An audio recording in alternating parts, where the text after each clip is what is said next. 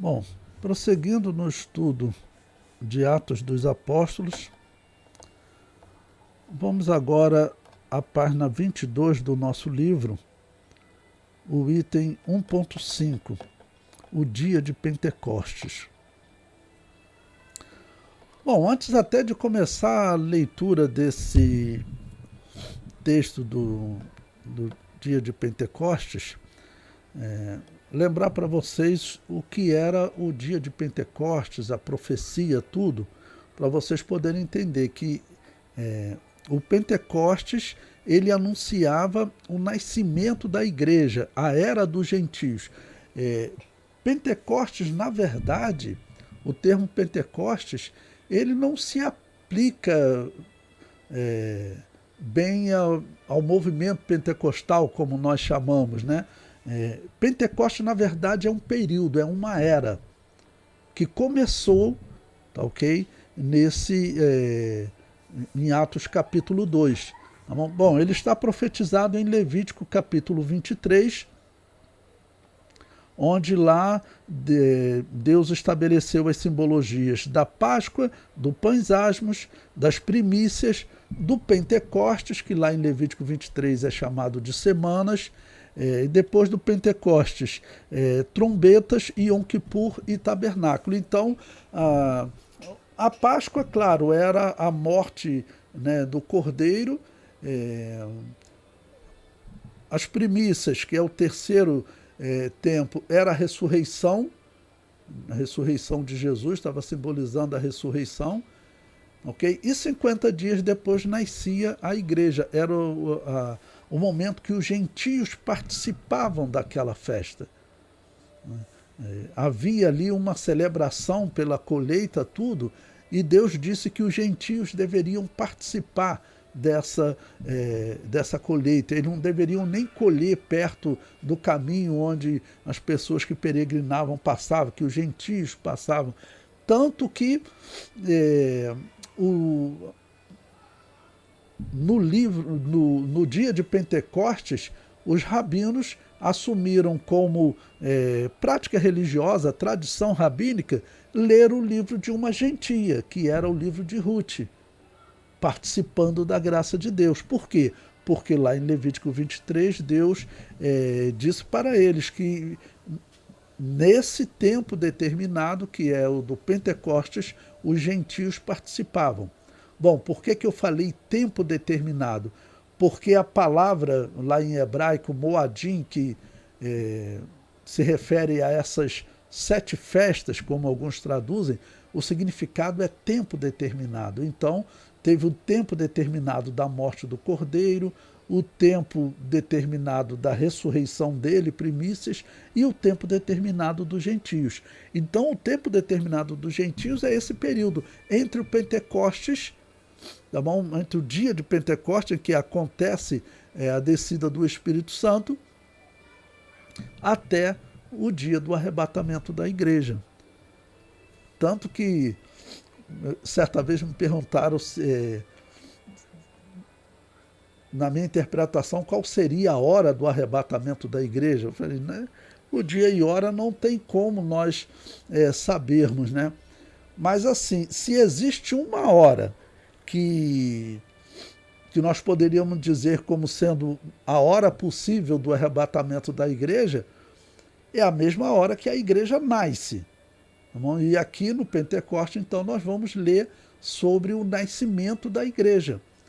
Existem aqueles que falam que não, a igreja nasceu na cruz.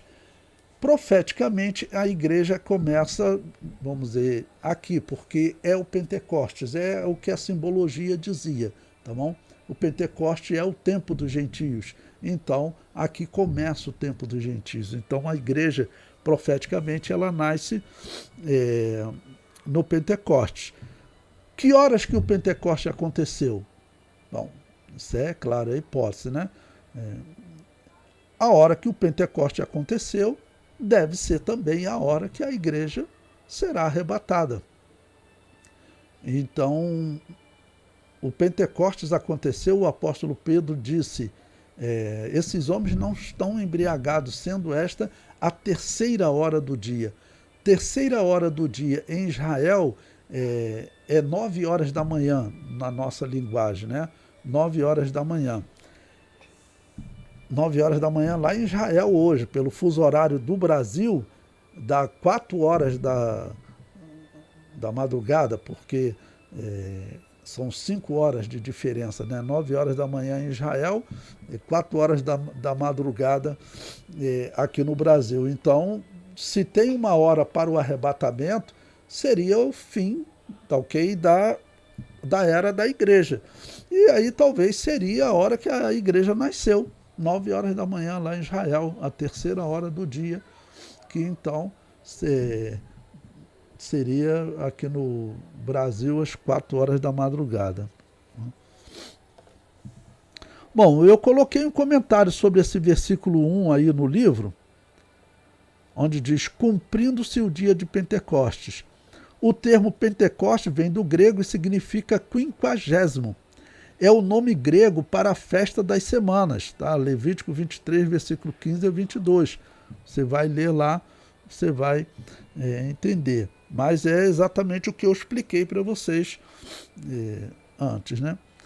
Esta festa era uma celebração à colheita. Deus escolheu o dia de Pentecostes, pois esse seria o dia que Deus prepararia os apóstolos para iniciarem a colheita da terra. Então, eles faziam a colheita, quando começava a colheita, as primícias. O que eram as primícias? A ressurreição de Jesus foi nas primícias. Nas primícias, quando eles traziam a primeira parte da colheita, né, colheu, eles vão levar para o sacerdote. A primeira oferta é de Deus. Então, essa primícia, quando eles começavam a colheita do trigo, esse era o período da colheita do trigo, começou a colheita do trigo, né, o primeiro molho de trigo que eles pegavam, eles levavam para o sacerdote. Quando? Na primícia, que era sempre num domingo. No domingo seguinte à Páscoa. Ok?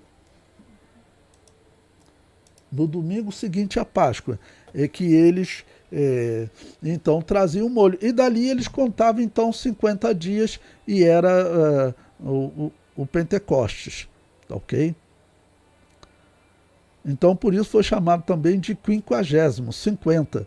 Mas é interessante porque para Israel não existia Pentecoste. Pentecoste é um termo grego. Na verdade é o tempo determinado das semanas, porque eram as primícias e 7 semanas depois, tá ok? 7 semanas depois seria o Pentecostes, né? No domingo seguinte ao a sétima semana. Então são 7 semanas e aí o dia seguinte, o domingo, era o Pentecostes. E isso também foi um dos motivos que a igreja primitiva começou a utilizar o domingo para cultuar. Não por ser, vamos dizer, um dia santo como os judeus olhavam, né? Tá ok? O sábado, eles guardavam como judeus antes, mas na igreja eles começaram a se reunir porque no domingo Jesus ressuscitou e no domingo também aconteceu o Pentecostes. O Pentecostes ele acontece no domingo. Deus fala claramente que as primícias era o dia seguinte ao sábado. Então, ou seja, tinha que acontecer num domingo. Tanto as primícias quanto o Pentecostes. Ok? Então, como o Pentecostes era a colheita do trigo, eles então estavam ali simbolizando que nós iríamos iniciar a colheita. E é interessante que 7 meses, no 7º mês, Jesus, toda a Páscoa, primícias ocorre no 1º mês, né? E no 7º mês, que tinha o próximo tempo determinado, que é trombetas, está lá em Levítico 23, né? Lá ocorria a colheita da uva, como do momento da alegria.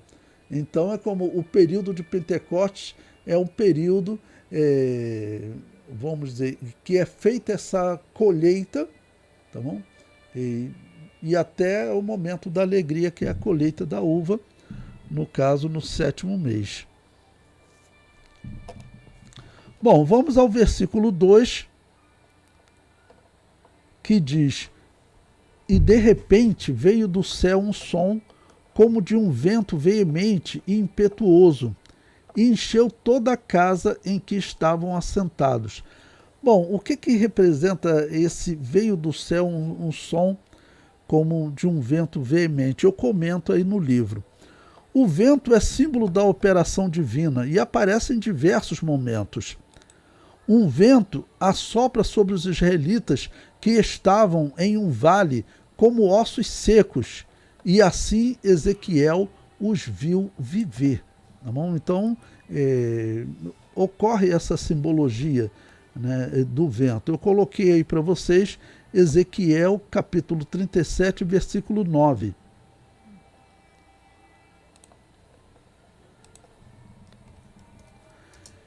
Que diz o seguinte: e ele me disse, profetiza ao Espírito, profetiza, ó Filho do Homem, e dize ao Espírito, assim diz o Senhor Jeová, vem dos quatro ventos, ó Espírito, e assopra sobre esses mortos para que vivam. Então, existia na profecia judaica, vamos dizer, como a operação de Deus como em um vento. Então, isso acontecia.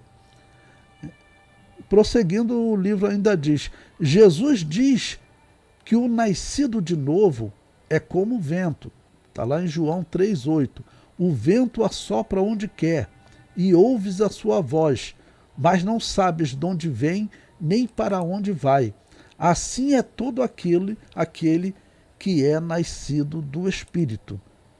Então, aqui Jesus usou essa simbologia para descrever que o cristão, você não consegue nem entender os movimentos da vida dele, né? Tudo que acontece na vida do cristão, vamos dizer, é diferente do que as coisas que acontecem na vida do ímpio. No momento que Jesus concluiu o seu ministério, ele assopra sobre os apóstolos para que eles recebam o Espírito Santo. Olha, está lá em João 20, 22. E havendo dito isso, assoprou sobre eles e disse-lhes, recebei o Espírito Santo. Né? Então, foi a forma que Deus escolheu, até porque, vamos dizer, Espírito é sinônimo de sopro. Né? Então, isso passou a ser um sinônimo de operação do Espírito Santo, como um vento, um sopro. Né? Bom, o próximo é o versículo 3 da nossa leitura, que é um versículo importante. Eu sempre lembro que em 2011, infelizmente, a revista de escola dominical da CPAD publicou um comentário dizendo que aqui não houve manifestações de línguas espirituais, mas só dialetos. Não? E isso está errado. O versículo 3, ele deixa claro que houve uma manifestação de línguas que você não pode chamar de dialeto. Aqui não é chamado de dialeto. Eles dizem que aqui ocorreu só dialetos porque o versículo 6, 7, 8 usa o termo dialeto, mas esse versículo 3 não usa dialeto. E essa língua repartida, ela é classificada como que de fogo. Tá bom? Então, os dialetos que eles citam, que seria falar grego, falar árabe, falar latim, esses seriam os dialetos. Eles não podem ser classificados como línguas repartidas como que de fogo, línguas de fogo. Eles não podem ser classificados assim. Não? Eles não podem ser classificados assim. Bom, então, no livro eu comento, línguas repartidas como que de fogo. O termo línguas é tradução do grego glossa. O termo fogo é tradução do grego puros. Este versículo é chave para entendermos o fenômeno ocorrido no Pentecostes. As línguas repartidas não eram um fenômeno natural, como sugerem alguns intérpretes. Elas recebem a descrição como sendo línguas de fogo. falar em árabe, grego ou latim não podem ser descritas como língua de fogo. Logo, o fenômeno que se seguirá, descrito nos versículos 5 a 11, é um segundo fenômeno, e não o mesmo descrito no versículo 3.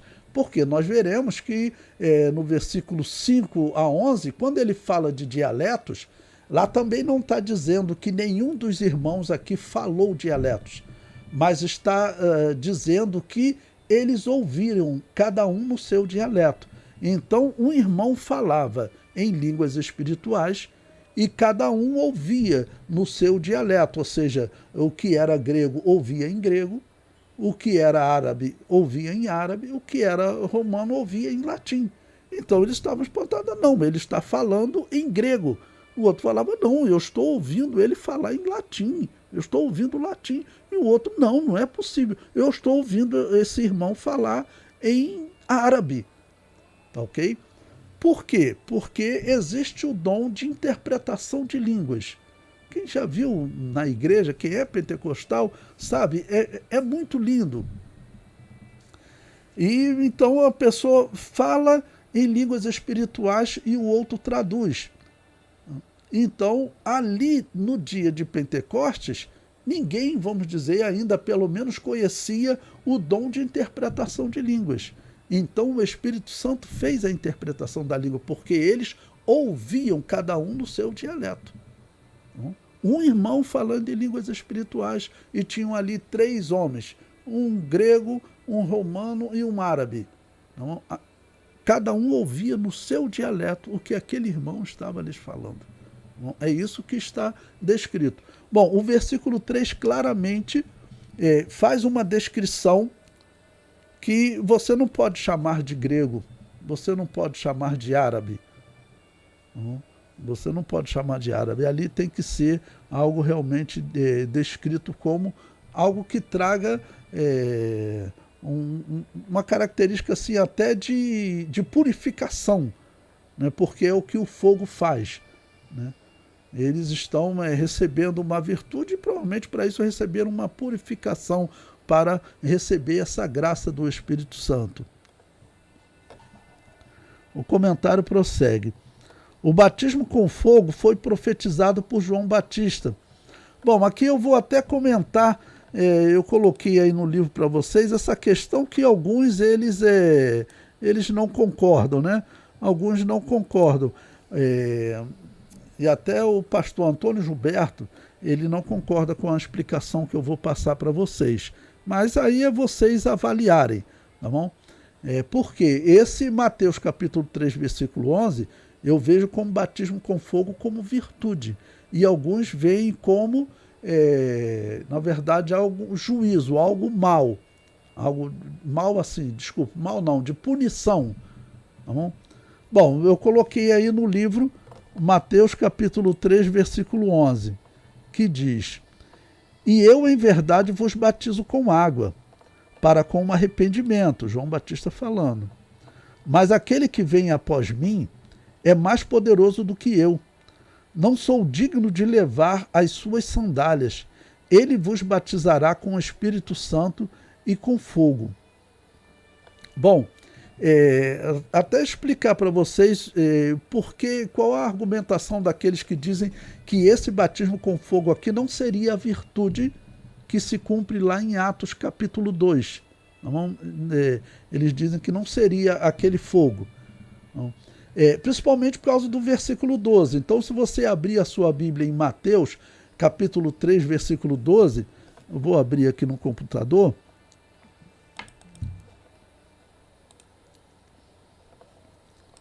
Então, olha, eles falam por conta de Mateus capítulo 3, versículo 12. Eu não coloquei aqui no livro, que eu estou só justificando aqui a vocês a minha posição. Que esse batismo com fogo é aquele que Jesus, vamos dizer, tinha prometido, que era uma promessa, e que João Batista disse que Jesus traria esse batismo sobre os cristãos, tá bom? Um batismo com fogo. Então, eles negam quando eles leem o versículo 12, que eu vou ler com vocês agora. Falando desse Jesus que batiza com o Espírito Santo e com fogo, ele diz: Em sua mão tem a pá, e limpará a sua eira. Bom, e recolherá no celeiro o seu trigo, e queimará a palha com fogo que nunca se apagará. Pois bem, eles colocam o seguinte, olha, o fogo, aqui nesse caso, o fogo, ele é punitivo. Né? Não, olha, o fogo nesse caso aqui, ele não é nem punitivo. A pessoa está pensando exatamente no fogo do inferno. Né? Então, mas, na verdade, o que acontecia com a palha? Pense primeiro na palha e no trigo. Quando eles colhiam o trigo, eles tinham que pegar o trigo e passar a mão nele, tirar toda aquela palha que estava em torno ali da semente, né? Porque eles precisavam moer aquela semente para alimento deles, tá bom? Eles precisavam moer essa semente. Então, o que significa aquela palha? Significa algo que foi tirado de você, tá bom? Porque agora o trigo, quando tira a palha dele, ele serve de alimento. Você pode fazer o pão dele, tá bom? E se for também alguém ligado à falsidade, é o joio, não tem nada dentro, tirou a palha. Então a palha, ela não é algo ruim. A palha, ela tem uma função por um determinado tempo, até de proteger o trigo, mas tem um momento, para ele se tornar alimento, tem que ser tirada aquela palha. Então tirar a palha, você pode fazer muitas coisas com ela, pode jogá-la no campo, mas o que ocorre? Quem trabalha com plantação, ele sabe que a cinza, ela tem uma função na natureza. Tanto que se vocês verem essas queimadas que tem no Brasil, existe a queimada autorizada, porque a cinza, ela tem uma função na natureza. Né? Quando você queima água, se você pegar cinza, você queima algo e você pegar cinza, se ela cair no solo, ela fertiliza o solo. Né? Ela fertiliza o solo. Se você fizer isso de maneira controlada, isso é bom. Os nativos que viviam aqui no Brasil, eles faziam isso, viviam de cultivar o solo, então eles faziam queimadas controladas. Né? Okay? Então, a cinza, ela tem essa função. O fogo não está falando necessariamente de algo ruim, até punitivo. Tá bom? Agora, o versículo 11, então, quando ele fala com o Espírito Santo e com fogo, esse fogo aqui, claramente ele está falando de coisas vindo, vamos dizer, de Jesus no sentido positivo. Ele não falou, vamos dizer, de algo punitivo. Ele não está pensando em algo punitivo. Ele está falando, olha, o que Jesus vai trazer para vocês. Então ele fala de coisas boas. Ele vos batizará no Espírito Santo e no fogo. Ok? É isso que ele está trazendo. Então o sentido eu vejo como positivo. Mas tem aqueles que veem como negativo. Mas como eu disse, queimar a palha não necessariamente significa algo ruim. Até o fogo, quer dizer, queimar para sempre, né? É porque tirar a palha do trigo significa tirar algo de nós. Quando nós aceitamos Jesus como Salvador, algo foi tirado de nós. E vamos dizer, foi tirado através de um perdão na cruz, e isso é definitivo, tá bom? Virou cinza. Tá bom? Virou cinza. Por quê? O virar cinza era uma simbologia de perdão de pecados. Era uma simbologia de perdão de pecados. Deus deu a ordem, quando Israel fazia o sacrifício, por exemplo, do cordeiro, eles deveriam pegar cinza e eles tinham que levar a cinza no deserto e jogar a cinza no deserto. Por quê? Quando você faz isso, o vento começa a bater, a cinza desaparece. Simbolicamente, os pecados desapareceram, evaporaram, desapareceram. Essa era a simbologia. Então, queimar a palha não significa necessariamente, vamos dizer, algo punitivo, tá bom? Punitivo pode estar significando até, vamos dizer, realmente exterminando com aquilo que foi tirado de você. Esse é o significado, vamos dizer, de tirar a palha do trigo. Deus tirou de você para que você, agora convertido, você sirva de alimento para outro.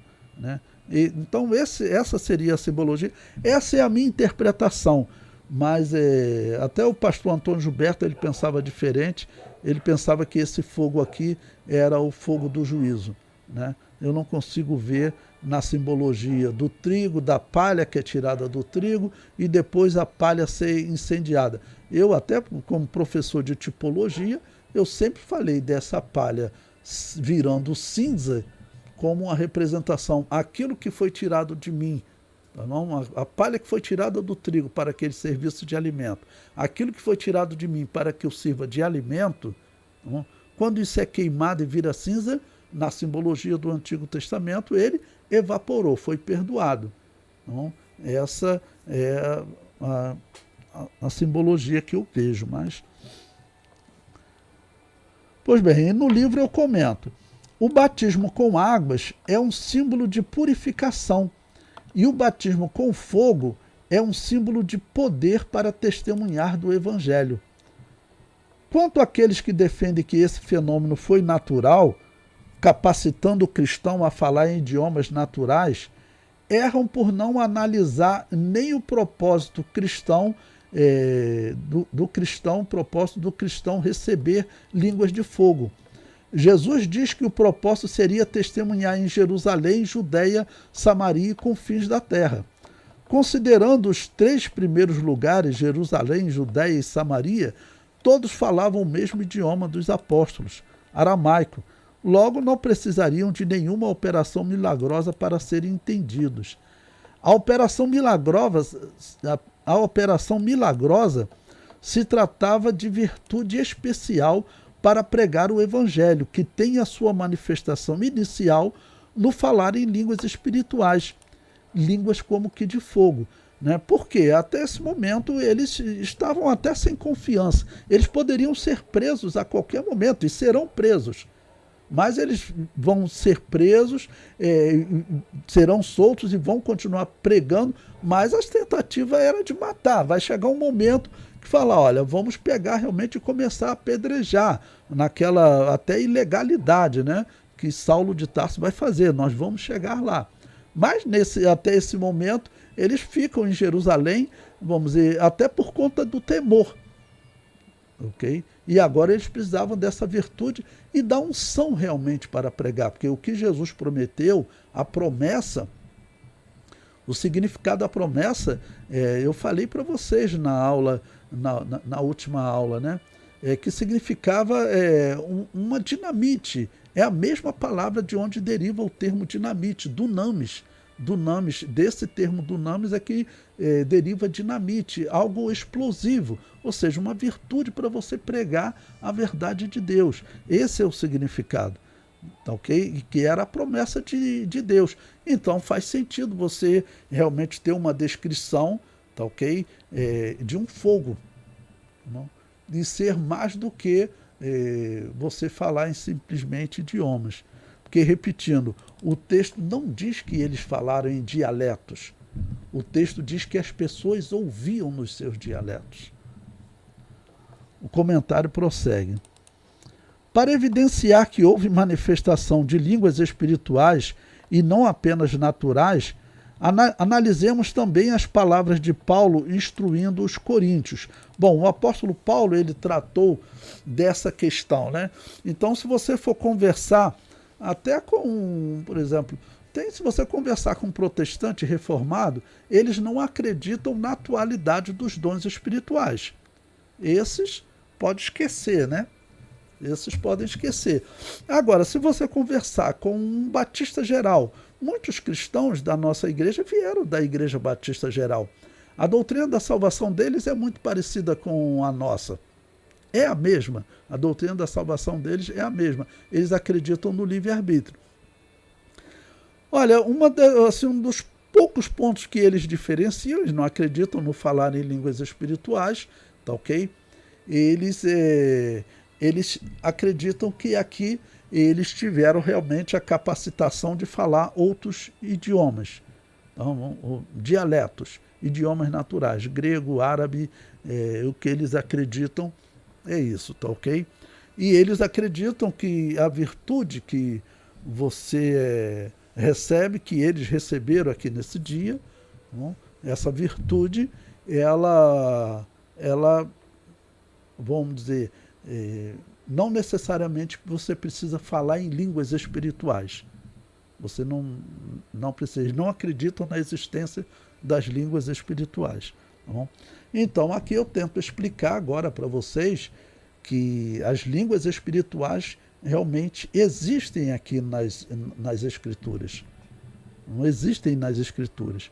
E aí, qual o ponto que eu considero assim que evidencia, tá bom? Mais do que, tá bom? Aqui no livro de Atos, a questão que eu vi de línguas de fogo, mas qual outra parte que fala e deixa assim praticamente sem sair daqueles que negam a existência de línguas espirituais?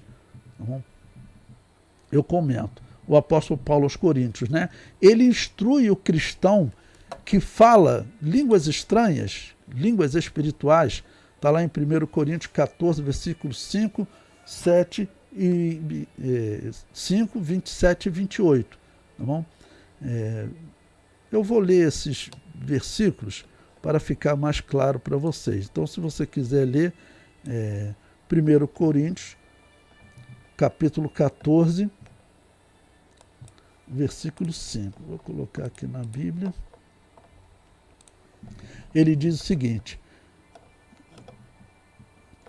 e eu quero que todos vós faleis línguas estranhas, mas muito mais que profetizeis, porque o que profetiza é maior do que o que fala línguas estranhas, a não ser que também interprete, para que a igreja receba a edificação.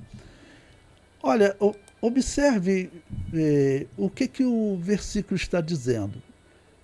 Aquele que nega a existência das línguas espirituais, ele vai dizer que as pessoas ali, eles falaram, vamos dizer, outros idiomas. Falaram grego. O apóstolo Paulo está falando aqui que a língua estranha, quando falada na igreja, é necessário que haja intérprete, senão a pessoa não deve nem falar na igreja. Opa! Se fosse falar grego, primeiro, você não precisa de intérprete. Você está falando, você foi na igreja da Grécia. Não, eu não falo grego, mas através de um dom que Deus me deu, eu falo grego. Né? Então, você está lá na Grécia falando em grego, você não precisa de intérprete. Você não precisa de intérprete, você está falando em grego. É o que eles acreditam. Então, quando o apóstolo Paulo diz que falar em línguas estranhas, tá bom? Quem for falar na igreja, é necessário que haja um intérprete, ou seja, que alguém interprete aquelas línguas e fale para outra pessoa. É isso que o apóstolo Paulo está dizendo aqui. Então, contradiz o que eles dizem, que é falar em latim. Porque se você está falando em latim, você não precisa que ninguém interprete. Se falar em línguas estranhas é falar uma língua em que as pessoas, os ouvintes, não entendem e por isso é necessário um intérprete, então os nossos irmãos batistas gerais estão errados nessa interpretação deles. Então, esse versículo aqui é um problema para eles. Bom, o versículo 17 foi o próximo versículo que eu coloquei. Não, desculpe, 27. Versículo 27. E se alguém falar língua estranha, faça-se isso por 2, ou quando muito 3, e por sua vez, e haja intérprete. Então veja, se falar em línguas estranhas é falar em grego, olha, não faz sentido, as pessoas estão entendendo, não seria necessário intérprete. Não? E como assim as pessoas falarem 2 ou 3? O que o apóstolo Paulo está falando, que nós vemos acontecer nos cultos pentecostais, não? É que uma pessoa começa a ser usada por Deus e falar em línguas espirituais, principalmente aquelas pessoas que têm o dom de variedade de línguas, né? Falam muitas línguas espirituais, né? E daqui a pouco um segundo, não? Um terceiro, e o apóstolo Paulo diz o seguinte, olha, que haja intérpretes, né? Mas que também não fique, que seja muito um, dois, ou no máximo muito três, né? Mas também que haja intérprete. Senão, ele vai dizer que esteja calado na igreja, né? Ok? No versículo 28, mas se não houver intérprete, esteja calado na igreja e fale consigo mesmo e com Deus. Tá bom? Então, essa parte aqui, eu comento o seguinte, ele realmente requer interpretação natural. É você ter línguas espirituais e sendo interpretado na igreja. Não está falando para pessoas de outras nações. E eu sempre falo o seguinte, eles até negam Atos capítulo 2, por conta ali dos dialetos, né? Mas eles não têm como negar Atos capítulo 10 e Atos capítulo 19, em que lá também as pessoas, né, falaram em línguas espirituais, foram batizados no Espírito Santo, viram línguas repartidas entre eles.